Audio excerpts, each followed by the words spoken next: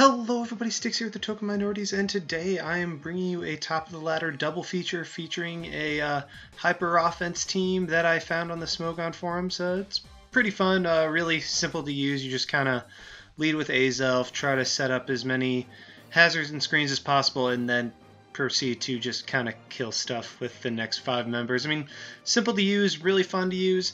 And I actually got some really good matches out of it. And the first battle I have for you is against GJLimeade. He has a very bulky looking team, minus maybe the Heliolisk. But either way, I'm going to have to do some solid breaking in order for my team to be able to sweep. So without further ado, let's just go ahead and jump right into the battle. I lead off with my Azelf as he lead off with his Dermanitan. This is obviously a choice scarf. I know he's probably not going to go for the Flare Blitz, as Azelf are usually sashed. This one is actually light clay, unfortunately. So I'm just going to get up my rocks, which will actually be invaluable in weakening different things, particularly the Dermanitan, putting it in Sucker Punch range. But he goes into his Mammo, kills me with Ice Shard. I go into my Absol, bluff the Superpower. I actually don't have that. I have Play Rough on this set. And I'm just going to knock off what I'm assuming to be the Chesnaught switch, which will be amazing, meaning that thing will be worn down a lot easier. And now I'm just going to switch into my Honchkrow because I know I can take whatever move Chesnaught wants to go for, even a Drain Punch, and then I can threaten it with a Brave Bird.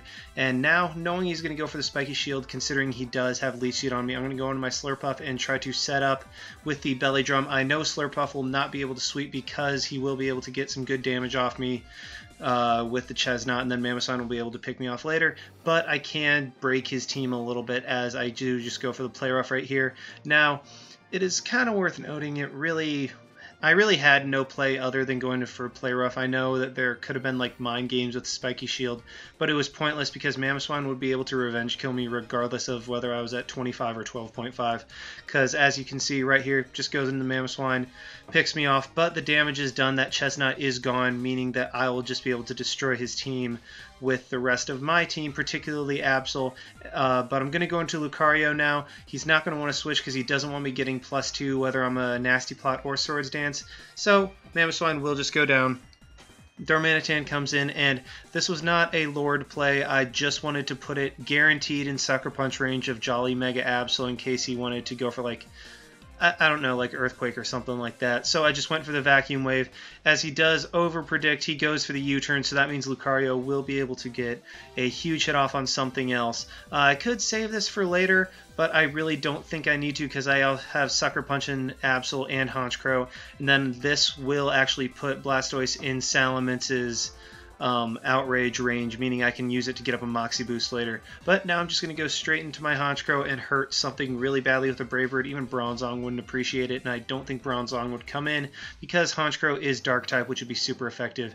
And here he does go into that after I kill off the Blastoise with Brave Bird, and I stupidly go for the Sucker Punch first turn. I thought maybe he would try to go for the Gyro Ball or something like that, but that was obviously not his play, as he does get a Toxic off on me. Right here I go for Pursuit, and based on that damage, I actually thought that I caught him on a switch, so I was kind of feeling cheeky, thinking that I had gotten him when he was trying to stall out Toxic, but nope, he actually just goes for Rocks right here, meaning that was a base 40 power, well, 60 if you include Stab, move from Honchkrow, and Honchkrow is scary strong. So Bronzong goes down, and Toxic will not quite take me out, meaning I will be able to get another kill with Sucker Punch, and I pretty much have the game at this point no matter what his Heliolisk is. Heliolisk does not run any support moves, meaning that Absol will be able to Sucker Punch KO. And right here, just in case for whatever reason he was a subset and maybe he could outplay me with Mega Absol, I went into my Salamence right here just because if he was Scarf, then he'd be locked in, and then Sucker Punch could easily KO. But either way, Salamence was my best play. Just go for the Earthquake, kill off that Heliolisk, and yeah, that will be the game. I still have my Mega Absol waiting back in the wings just in case. But unfortunately, Showdown replays is being weird with this format because, as you can see, I really can't get any ratings over here. Nothing's showing up. So I'm just going to go over to this one. As you can see, he was at 1585, which was, I think, number like 16 on the ladder. And into the next battle that we have, as I try to center this again, make it watchable for you guys, we have against King Yu, and basically any battle against King Yu is going to be a great battle no matter what he's bringing, because after all, he is the king. But Same team. He has an awesome looking team actually with the two Eon brothers from Gen 2. Actually, I think they're the starters in XD Gale of Darkness or something like that. Don't quote me on that, not sure. But anyway, I'm going to lead off my Azelf as he leads off with his Cobalion. Now, this was kind of a risky turn as I did go for Rocks when he does have an Espeon, but I didn't think he would bring it in just in case I was like a Bandit or Scarf and went for U-turn because that would just KO the Espeon right here.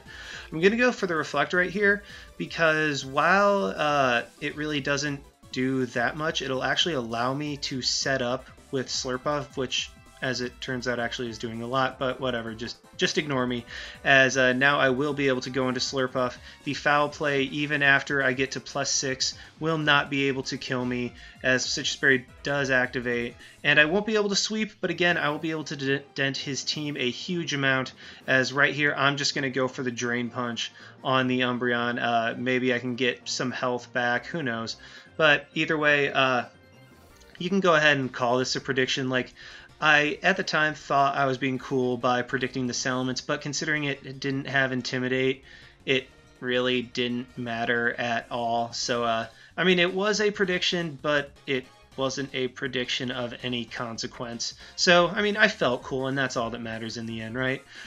In comes Swampert. This is obviously not a Mega Swampert because he has Abomasnow, and nobody would ever use regular Abomasnow. As he does roar me out, unfortunately, the only way I could have killed him was if I had gotten a max roll, which, I mean, if I had gotten the max roll, you could have called that hacks.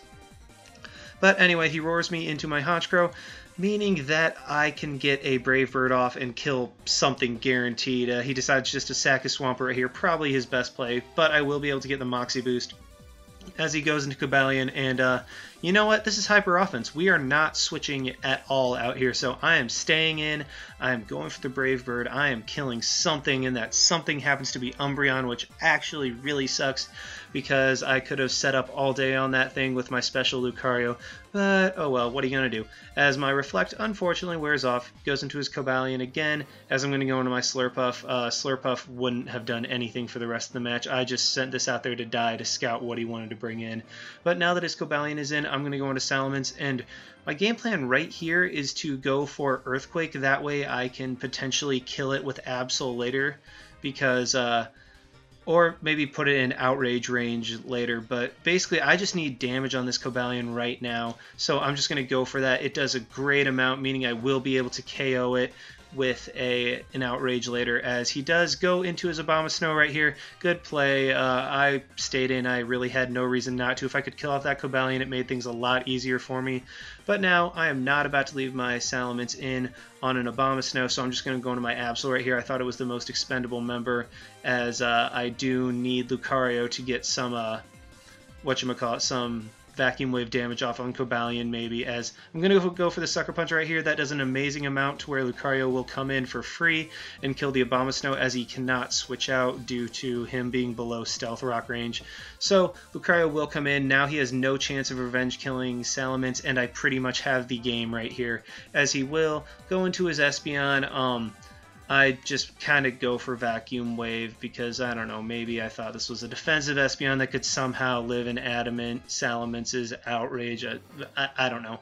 I just wanted damage. It looked cooler anyway. So Salamence is going to come in. I pretty much have the game locked up because Espeon will 100% die to an Outrage, and now that I'm +1, Cobalion has no chance.